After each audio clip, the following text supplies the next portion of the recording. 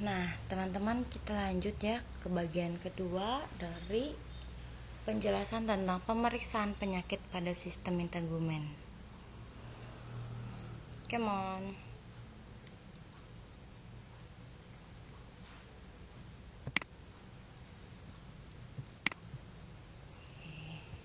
Nah, jenis pemeriksaannya apa aja sih?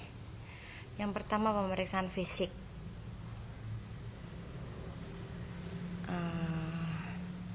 Yang bisa kita nilai melalui cara inspeksi ya. Lihat warna kulit klien di bawah sinar matahari kan. Normalnya kulit berwarna merah cerah, muda hingga kecoklatan. Tapi kalau orang yang jarang kena matahari akan tampak pucat. Kemudian lihat warna, lihat lesi, adakah lesi atau tidak. Lalu apakah kulitnya tampak berminyak atau tidak. Kemudian lakukan palpasi ya. Raba permukaan kulitnya. Rasakan kelembabannya. Biasanya kulit terasa lembab tapi tidak basah. Kemudian lihat rambutnya, lihat penyebaran rambutnya, rontok atau tidak. Lalu kita cubit sedikit ya pada bagian lengan. Nah, ini untuk menilai turgor kulit. Kalau dicubit cepat kembali ke kulit normal atau tidak. Nah, ini yang tidak normal ya, tuh kan kulitnya tetap membekas gitu bekas cubitannya. Kemudian kita lakukan pitting edema atau pitting udim. Kita tekan di bagian tumit. Jika setelah ditekan kembalinya lama, berarti ini ada tanda-tanda nih ya, ada manifestasi klinis gitu ya dari penyakit pada sistem integumen. Kemudian kita lihat kuku, lihat warnanya, bentuknya, lalu palpasi, lakukan CRT atau capillary refill time. Nah, kita pencet jarinya, normalnya tuh warnanya akan kembali kurang dari 2 detik. Coba kalian tes jari kalian, normal apa enggak nih CRT-nya. Lalu pemeriksaan diagnostik dilakukan berupa biopsi kulit ya. Tadi pada penderita skabies kan dikerok sedikit gitu ya. Lalu diuji tinta untuk menentukan keganasan infeksi oleh bakteri dan jamur. Uji kultur ya, ini uji kultur nih, dan sensitivitas. Uji tempel untuk mengetahui respon alergi.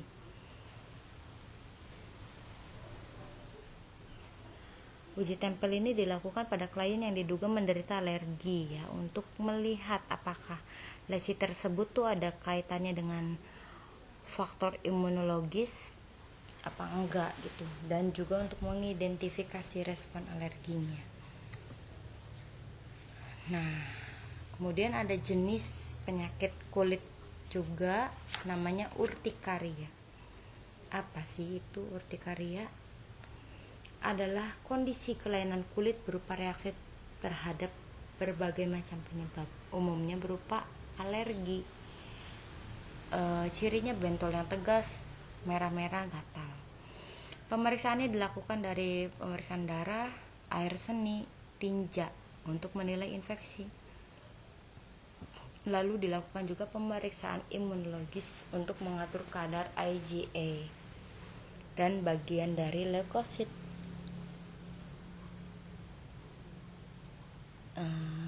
Lalu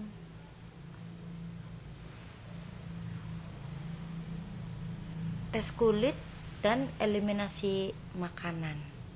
Tes kulit ini caranya uji gores dan uji tusuk ya, untuk dapat mencari alergen gitu. Diagnosanya potensial terjadinya infeksi berhubungan dengan adanya luka akibat gangguan integritas, resiko kerusakan kulit berhubungan dengan terpapar alergen, Lalu perubahan rasa nyaman berhubungan dengan pruritus, ini gatal sekali ya, sangat gatal ini. Yang dilakukan yaitu asektif pada pasien.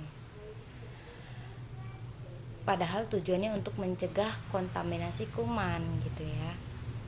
Lalu observasi tanda-tanda vital setiap 4 jam untuk mengetahui deteksi dini terhadap tanda-tanda infeksi.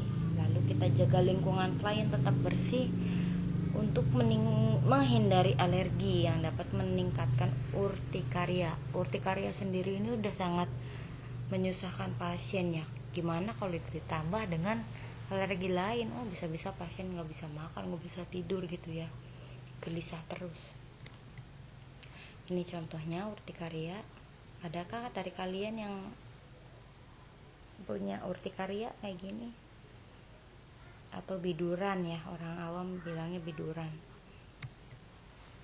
Nah, lanjut ada eksim. Eksim adalah peradangan kulit bagian epidermis dan dermis, yaitu bagian atas ya, bagian atas lapisan kulit. Ditandai dengan rasa gatal. Manifestasi klinisnya ini gatal, suhu tubuh naik, gangguan fungsi kulit. Pemeriksaannya yang dilakukan adalah histamin. Melakukan percobaan histamin, menilai kandungan histamin atau pemicu alergi pada makanan, kemudian tes darah IgA. IgA ini adalah antibodi yang dihasilkan sistem imun untuk melawan zat yang dianggap ancaman bagi tubuh saat mengalami alergi. Jadi kalau hasil IgA-nya tinggi, ya tentu dong berarti di dalam tubuh si pasien ini ada alerginya. Apa ya alerginya, kita cari tahu gitu kan, dari penampakan si peradangannya di kulit gitu. Lalu diagnosisnya kerusakan integritas kulit berhubungan dengan perubahan fungsi barrier kulit, nyeri berhubungan dengan lesi di kulit, kemudian perubahan pola tidur berhubungan dengan pruritus. Ya kan penderitanya gatel-gatel nih, tentu dong dia nggak bisa tidur nih seharian gitu ya. Apalagi kalau digaruk, waduh ini makin parah aja nih. Intervensinya yang dilakukan perawat, pantau keadaan kulit pasien untuk mengetahui kondisi kulit, untuk kita kenal gitu kondisi kulitnya gimana. Jaga cedera termal akibat penggunaan air hangat, kan kalau lagi gatel pengennya mandi pakai air hangat gitu ya. Nah, padahal jangan sampai pasien ini mengalami penurunan sensitivitas. Kemudian lakukan kolaborasi dengan dokter dalam memberikan resep obat antihistamin dan salep kulit untuk mempercepat proses pemulihan. Ini eksim ada 2 ya, eksim kering dan eksim basah, bisa dilihat sendiri ya. Ini contohnya. Nah, kita sudah berada di akhir materi. Alhamdulillah kita udah menyelesaikan 2 materi nih ya. Maksudnya 1 materi, 2 video. Gimana teman-teman? Ada yang masih bingung kah? Ada yang mesti ditanyakan kah? Silakan ya, kalau masih bingung hubungi WhatsApp saya. Jangan malu-malu. Harus apapun harus ditanyakan gitu ya. Nah, tugasnya kerjakan beberapa soal, nanti akan saya fotokan. Kemudian kalian rangkum poin-poin yang pentingnya untuk sebagai catatan kalian. Gak usah dikumpulkan, yang dikumpulkan tugasnya saja, tidak usah ditulis soalnya, jawabannya saja. Oke? Nah, jika masih tidak paham, segera tanyakan ke WA saya. Ya udah, kita udah berada di akhir materi. Makasih ya atas perhatiannya. Wabillahi taufiq wal hidayah. Wassalamualaikum warahmatullahi wabarakatuh.